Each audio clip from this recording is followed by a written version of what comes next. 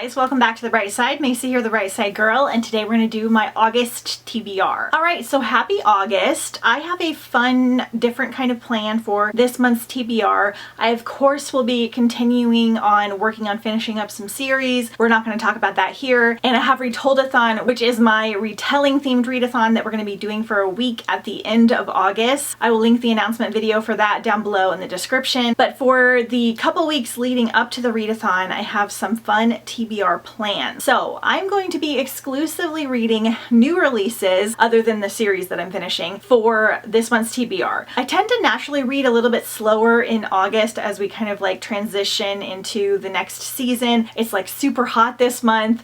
My sister's also getting married at the beginning of the month, so things are going to be a little crazy, so I don't have any idea how many books I'll actually be able to get to, but these are my top 6 priorities. I will link my most anticipated releases video where I talk about these books and a bunch of other cool ones coming out this year down below in the description. I have one for each quarter. The last quarter will come out in October, but we're just going to get started talking about these books that I am so excited for. All of the books I'm sharing with you are special edition versions of the books because these are the ones that I was so excited for. So this is kind of unusual for me, but I tend not to buy regular versions of new releases just because they always wind up at my thrift stores and bookstores and Bookoutlet and things, and so I always hate when I spend like $20 to $30 on a new book and then find it for like $6 somewhere else. But sometimes I'll splurge and get like a special edition on a sale, or they'll come in my fairy loot. So that's the deal with these. Bury Our Bones in the Midnight Soil by Victoria Schwab. My sweet friend surprised me with this beautiful special edition. This was one of my top 10 most anticipated books of the year, but I didn't actually pre-order it because I don't fully love the original cover enough to order in advance. I was waiting for like a special edition to come out, and I didn't even notice this one, but she sent me this beautiful Fairy Loot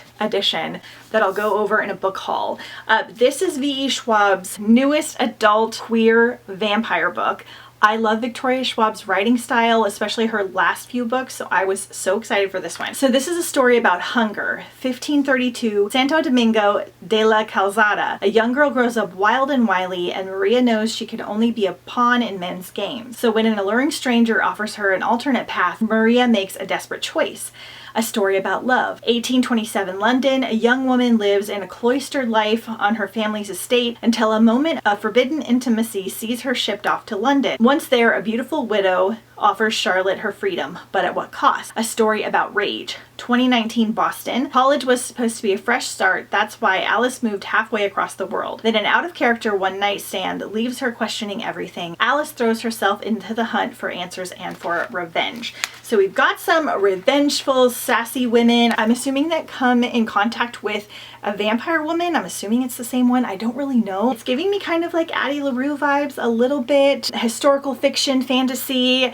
I just love her writing, so I'm really, really excited to check it out. Okay, next we have A Language of Dragons. This was my January fairy loot, I believe. It came out January 5th. First of all, they just did such an amazing job with this. So in this one, we are in London, 1923. Dragons soar through the skies and protests erupt on the streets, but Vivian's feather swallow isn't worried. She's going to follow the rules and get an internship studying dragon language, but by midnight, Viv has started a civil war. With her parents arrested and her little sister missing, all the safety Viv has worked for is collapsing around her.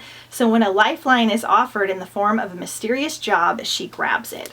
So it's kind of giving me like Emily Wilde's Veronica Speedwell vibes, but we're set in the 20s, so we'll have a different kind of historical fiction element, but like academia and fantasy, and I haven't really heard many people reviewing it, but I am really excited to check it out. Okay, we have Our Infinite Fates by Laura Stephen. So this is They've loved each other in 1,000 lifetimes, they've killed each other in every one. This is a brand new debut author. It's a deluxe edition that I ordered from Target during a buy one get one sale. So The Invisible Life of Rue meets This Is How to Lose the Time War, which is another one I need to read.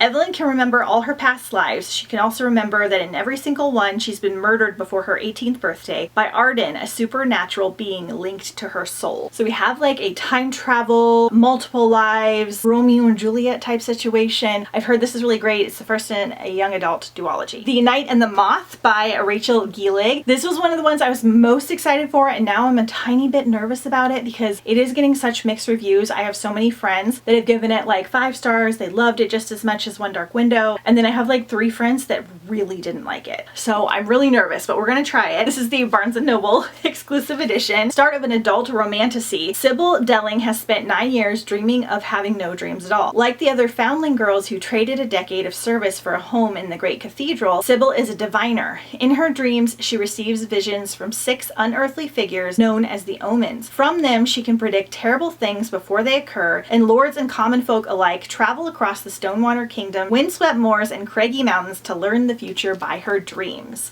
So, sounds very, very cool. We're gonna try it. Next, we have The Floating World by Axio. I believe this was May or June's Fairy Loot, and I was so excited because I already had it on my most anticipated list. Again, this is the Fairy Loot edition. Ex-soldier Sun Ho lives in the underworld, a land of perpetual darkness. Possessing just his name and a sword, he comes across the score of a lifetime, a chest of coins for hunting down the girl who wields silver light. Ren is a spirited acrobat traveling with her family, but everything changes when they are attacked by a demon. Desperate, Ren releases a blast of silver light and kills the monster, but cannot save her beloved uncle from grievous injury. Determined to save him from succumbing to his poisoned wound, Ren sets off for the mountains where the creature came from, which happens to be where Ren herself fled from 10 years ago. Her path collides with Sun Ho's, but he doesn't realize who she is, and as the two grow closer, it becomes clear their past and destinies are more intertwined than they could possibly have imagined. I think this one could be a retelling, I can't remember, but it just sounds fabulous. And then lastly, the one I'm the most excited for is Overgrowth by Mira Grant. This is the Owl Crate edition. I signed up for their quarterly sci-fi box because I don't have any like sci-fi special editions and I love them so much. This was the first choice and I was shocked and so excited and like aghast. It is so freaking beautiful. I think this is YA, but it could be adult. Since she was 3 years old, Anastasia Miller has been telling anyone who would listen that she is an alien disguised as a human being and that Armada that left her on Earth is coming for her. Since she was 3 years old, no one has been willing to listen. Now, with an alien signal from the stars being broadcast around the world, humanity is finally starting to realize that we've already been warned and it might be too late. This one has a lot to do with like plants and aliens and it just sounds so cool. I love Mira Grant's writing style.